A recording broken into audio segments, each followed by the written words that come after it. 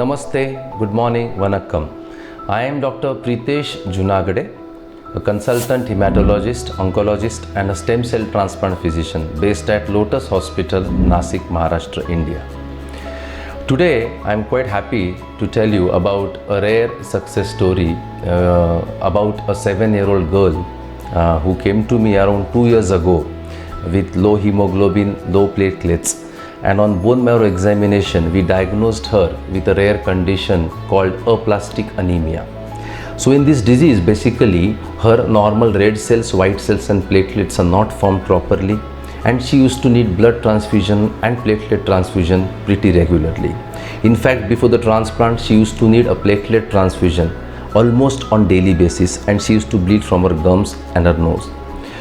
So the only treatment for this disease is to give a new stem cell, so that when they go into the body they form new red cells, white cells and platelets. Basically, stem cells, as you know, are the mother cells from which all the cells in the body are formed. So giving new stem cell is what is called as stem cell transplant. So it is not that easy as it sounds, like giving stem cells from one donor to another. It's pretty complex. So the only treatment option we had was a stem cell transplant. The options we had in these patients is to use a real brother or a sister, what we call sibling stem cells. So she had a younger sister. At the time she was born, we decided to store her cord stem cells in a cord stem cell bank, which was LifeCell Chennai. But unfortunately, the sister stem cells were only 25% match.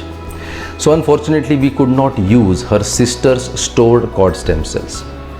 So we had two options: either use a 50% match transplant, which her father, mother would have given, or look for 100% or a near 100% match from the community cord stem cell bank. And fortunately, at LifeCell, they identified two such cord stem cell units which were 90% match with our patients. So these two units were identified. So we had this easily available, stored, high quality stem cells with us. So we normally give one cord cell as a transplant, but in our patient, because of her weight, one cord stem cells were not sufficient. So we decided to use both the cord stem cells. So these two cord stem cells were from some other donors, and we were going to give this in a third person, which was our patient. And this was a rare thing, because these two stem cells which we used from someone else's were also 90% match within themselves and 90% match with the potential patient we were going to transplant. But fortunately, we gave her therapy so that the new stem cells could establish themselves in the new body, and we gave such medicines that they didn't reject. So this is like a community cord banking which was started in 2017, and I really appreciate and congratulate the management of LifeCell for having embarked on such a journey. So after we transplanted, the new stem cells took their new place, and they started growing, and they started producing new red cells, white cells and platelet. So it's almost 33 days now since the patient has been transplanted, and she has not required any platelet and blood transfusion for last 20 days.